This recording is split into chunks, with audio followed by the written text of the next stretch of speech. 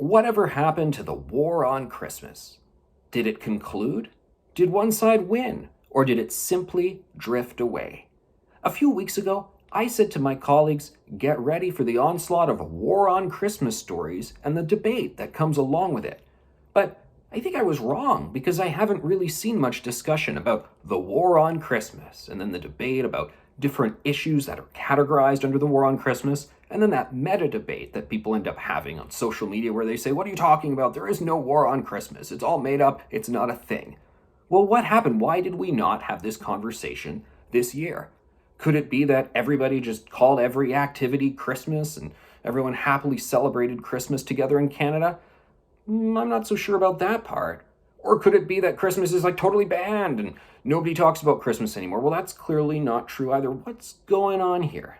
I think I have something of an answer as I unpack this cultural phenomenon here. I think that the war on Christmas has concluded at an institutional level, but it lives on Christmas in the hearts and souls of Canadian families and communities. Okay, what I mean by that is when we talked about war on Christmas stories, I feel like for the most part, they were stories of institutions twisting themselves into pretzels for this sort of phony baloney political correctness that not that many people actually believed in. So the idea that you bring the Christmas tree to City Hall and you call it a Christmas tree, but oh wait, it's offensive to people who don't celebrate Christmas, so it has to be a holiday tree. For instance, the Christmas party, not the Christmas party, the end of season party. Oh, and schools doing Christmas carol concerts.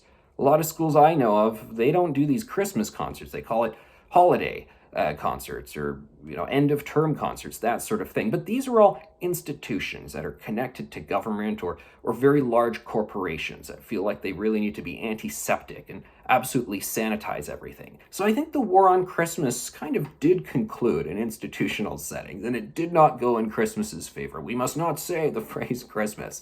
But clearly, regular folks are just chill about it, and they always have been. And that's not just including people who celebrate Christmas with great gusto, but people who don't celebrate Christmas. I mean, we all have examples, those of us who celebrate Christmas, of friends, family, coworkers, neighbors who celebrate another holiday like Diwali, for instance. And Diwali comes along and they talk to us about how they're celebrating Diwali, and maybe they bring in some treats for us and even invite us to join them in the celebrations. And that's cool. I love doing that stuff, and everybody's happy to share in it. And then likewise, when Christmas comes along or another holiday that they don't perhaps share in, well, you say Merry Christmas and you even exchange some gifts and have some celebrations together, and it's cool. Everyone's totally chill about it.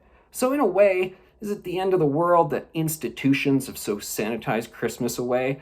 I mean, look, you got a tree in City Hall. It's a Christmas tree. Don't know why you have to call it a holiday tree. But I think the good thing is regular folks, regular Canadians are just decent-minded. They're not as sort of passive aggressive on these issues that I think a lot of our leaders think they are. And we're all just happy to celebrate each other's holidays and to be happy with our own ones, to say Merry Christmas to each other with great pleasure. So there you go. The war on Christmas, I don't know. We'll see what direction it heads in years ahead, but I think at least the folks are still fully on board with saying Merry Christmas. What do you think?